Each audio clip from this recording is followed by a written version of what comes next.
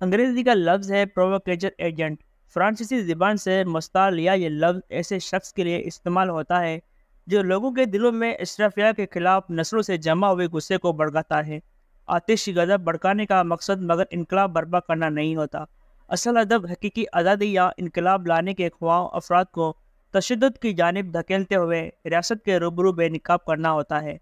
دلوں میں بھڑکتی آگ والی نہایت سوچ سمجھ کر بنائے حکمت عملی کے بغیر ریاست کے طاقتور ترین اداروں کو اچانک دکھتے توڑ پھوڑ یا آتشدگی کے واقعات کے ذریعے اشتعال دلاتے ہیں اور محض چند گھنٹوں کے گہما گہمی کے بعد تھک جاتے ہیں۔ درین اثنا ریاست انہیں شناخت کر چکی ہوتی ہے اور نشان زد ہوئے بلوائی بتدریج ریاستی اداروں کی گرفت میں آنے کے بعد سنگین مقدمات کا سامنا کرتے ہوئے اپنی زندگیاں تباہ کر لیتے ہیں۔ جس اشرفیہ کو گرانے کے خاطر وہ گروہ سے نکلتے تھے وہ مزید مضبوط ہو جاتے ہیں اور معاشرہ بے تحاشا ناانصافیوں کے خلاف واجب احتجاج کے قابل بھی نہیں رہتا۔ دنیا کے کئی ممالک میں نیک نیتی سے چلائے متعدد عوامی تحریک کو ایسے ہی ایجنٹوں نے شدید نقصان پہنچایا۔ ہمارے خطے میں بھی برطانوی راج کی طویل تر بنانے میں ایسے افراد نے کلیدی کردار ادا کیا تھا۔ اپنوں سے بے وفائی نے انہیں انگریز کی تشکیل کردہ اشرافیہ کا حصہ بنایا، جن کی جدید نسلیں آج بھی لاہور میں قائم ایچ ایس این کالج جیسے اداروں سے تعلیم کے حصول کے بعد ریاست کی کلیدی عہدوں پر فائز ہیں یا صنعت کاروں کی صف اول میں شمار ہوتے ہیں۔ ایجنٹ کی جس صنف کا میں ذکر کر رہا ہوں اس کی زندہ اور بھرپور مثال اسلام آباد کے ہمسایہ شہر راولپنڈی کی لال حویلی سے اٹھے ایک صاحب ہیں۔ 1980 کی دہائی کا آغاز ہوا تو بطور رپورٹر میں اسلام آباد میں ہوئے جرائم کے علاوہ راولپنڈی کی بلدیاتی سیاست پر بھی نگاہ رکھتا تھا۔ جنرل ضیاء کی سرپرستی میں بنائے بلدیاتی ادارے کے اس شہر میں میئر شیخ غلام حسین ہوا کرتے تھے، جو کاروباری مزاج کے بدولت سرکار کی جی حضور عبادت شمار کرتے۔ راولپنڈی کی لال حویلی سے ابھرے صاحب بلدیاتی ادارے کے کونسلر منتخب ہوئے۔ مختلف ٹی وی انٹرویوز میں اعتراف کرتے ہیں کہ ان کے کاغذات نامزدگی ابتدائی مسترد ہو گئے تھے۔ ان دنوں میں آئی ایس آئی کے سربراہ جنرل اختر عبدالرحمان نے مگر ذاتی مداخلت سے انہیں منتخب ہونے کا موقع فراہم کر دیا۔ موصوف کے بارہ دہرائے اس دعوے کے برعکس میں اصرار کروں گا کہ ان کی سرپرستی اور معاونت مقامی سطح کے کسی افسر نے فرمائی ہوگی۔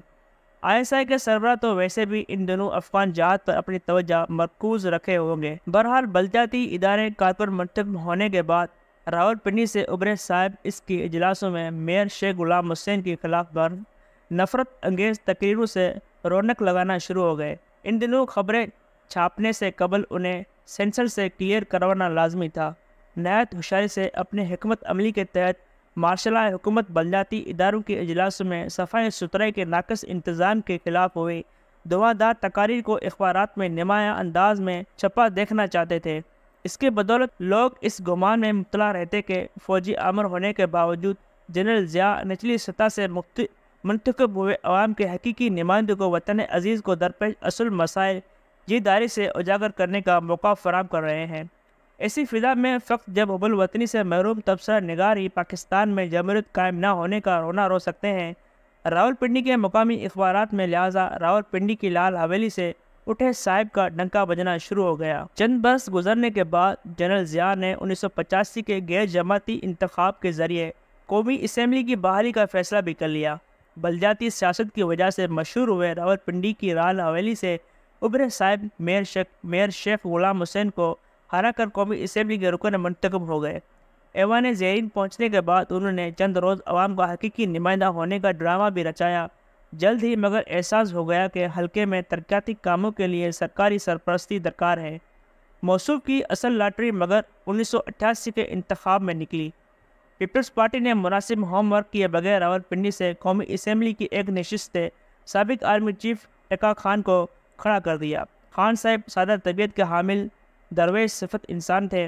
راولپنڈی کی لال حویلی سے اٹھے زبان دراز نے اپنی جوان سالی کا فائدہ اٹھاتے ہوئے ٹکا خان صاحب کا بڑھاپا خراب کیا اور انہیں ہروا کر قومی سطح کی مشہوری حاصل کر لی۔ 1988 کی قومی اسمبلی میں پنجاب سے منتخب ہوئے رکن اسمبلی کے لیے انقلابی شناخت بنانا اور اسے برقرار رکھنا بہت آسان تھا۔ محترمہ بینظیر بھٹو وزیر اعظم تھی تو آبادی کے اعتبار سے ہمارے سب سے بڑے صوبے کے وزیر اعلیٰ نواز شریف تھے، جو پیپلز پارٹی کے مخالف سیاستدانوں کی جی کھول کر سرپرستی فرماتے۔ ان دنوں کے صدر اور آرمی چیف بھی پیپلز پارٹی کی پہلی حکومت کو مستحکم و کامیاب ہوتا نہیں دیکھنا چاہ رہے تھے۔ ایسے ماحول کا راولپنڈی کی لال حویلی سے اٹھے صاحب نے بھرپور فائدہ اٹھایا اور عوامی جلسوں میں خاتون وزیر اعظم کے خلاف ریکک الفاظ کے استعمال سے بھرپور شہرت کمائی۔ پیپلز پارٹی کے خلاف ریاستی اعتبار سے طاقتور حلقوں کی سرپرستی نے راولپنڈی کی لال حویلی سے اٹھے صاحب کو عوام کے دلوں میں اشرافیہ کے خلاف پلتی غصے کا حقیقی ترجمان بنا دیا۔ 1994 مگر ان کے لیے برا سال ثابت ہوا۔ جیلم کے چودھری الطاف حسین ان دنوں گورنر پنجاب تھے۔ محترمہ بینظیر بھٹو وزارت عظمیٰ کے منصب پر لوٹ چکی تھیں۔ وہ ان سے ملاقات کے لیے اسلام آباد آئے ہوئے تھے اور وزیر اعظم سے ملاقات سے قبل مہمانوں کی گیلری میں بیٹھ کر قومی اسمبلی کی کارروائی دیکھنے میں مشغول تھے۔ چودھری صاحب کی موجودگی میں راولپنڈی کی لال حویلی سے اٹھے صاحب نے محترمہ بینظیر بھٹو کے خلاف بازاری زبان استعمال کی۔ محترمہ اس سے بیزار ہو کر اپنی نشست سے اٹھ کر وزیر اعظم چیمبر کو روانہ ہو گئی۔ اس دن انہوں نے پیلے رنگ کا لباس پہن رکھا تھا۔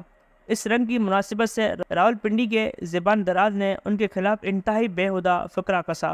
اس فقرے کی وجہ سے محترمہ وزیر اعظم کی چیمبر میں آئیں تو ان کا چہرہ غصے سے سرخ مگر آنکھوں میں بے بسی نمایاں تھی۔ چودھری الطاف ان سے ملنے آئے تو فوراً ان کے جذبات کو بانپ لیا اور صاف الفاظ میں وزیر اعظم کو آگاہ کیا کہ بطور گورنر پنجاب وہ زبان دراز کو اس کے اصل اوقات یاد دلا کر رہیں گے۔ وزیر اعظم سے گفتگو کے بعد وہ مجھے ملے اور اپنے ہمراہ پنجاب ہاؤس میں گورنر کے لیے مختصر انیکس میں لے گئے۔ وہاں پہنچتے ہی انہوں نے ٹیلی فون پر انگلیاں گھمانا شروع کر دیں۔ چند ہی گھنٹوں بعد دریافت ہوا کہ راولپنڈی پولیس نے لال حویلی سے میمونہ بور کی بندوق برآمد کر لی ہے۔ مذکورہ برآمدگی کی بدولت زبان دراز کے خلاف دہشت گردی کے الزامات کے تحت برق رفتاری سے خصوصی عدالت میں مقدمہ چلا۔ بالآخر سزا یافتہ مجرم کی صورت بہاولپور جیل بھیج دیے گئے۔ اپنے خلاف سرائے سزا کو دلیری سے بھگتنے کے بجائے راولپنڈی سے ابھرا زبان دراز معافی تلافی کے لیے ہر ممکن واسطے ڈھونڈتا رہا۔ اعتراف کرتا ہوں کہ اس تناظر میں میرا دل بھی پسیج گیا اور میں نے بھی بہرحال چودھری الطاف حسین سے گستاخی کرتے ہوئے التجا کی کہ بہت ہو گئی، اب معافی درکار ہے۔ وشنو پرساد گیلانی ان دنوں قومی اسمبلی کے اسپیکر ہوا کرتے تھے۔ انہوں نے بھی اپنی قیادت کو سمجھایا کہ اسمبلی کے قواعد کے مطابق زبان دراز کو ایوان کی کارروائی میں حصہ لینے کی سہولت فراہم کی جائے۔ بالآخر یہ سہولت میسر ہو گئی۔ زبان دراز مگر اس کے بعد ہوئے تمام اجلاسوں میں یوں بیٹھے رہے جیسے انہیں سانپ سونگھ گیا ہو۔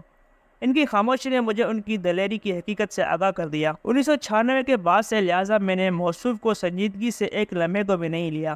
ان کا ذکر بھی اس کالم میں نام لیے بغیر راولپنڈی کی لال حویلی سے ابھرے بقرات اثر کے ذریعے ہوتا ہے۔ رب کا صد شکر کہ گزرے جمعے کے شام ہمارے بے پناہ لوگوں نے بھی موصوف کی دلیری کو ایک ٹی وی انٹرویو کی بدولت بخوبی جان لیا ہے۔ اعترافی انٹرویو کے بعد موصوف پتلے گلی سے نکل گئے ہیں۔ سینکڑوں بے وسیلہ نوجوانوں کو اکسانے کی سزا مگر بچ گئی۔ ایجنٹ تیلی لگانے کے بعد جان بچانے میں کامیاب ہو گیا ہے۔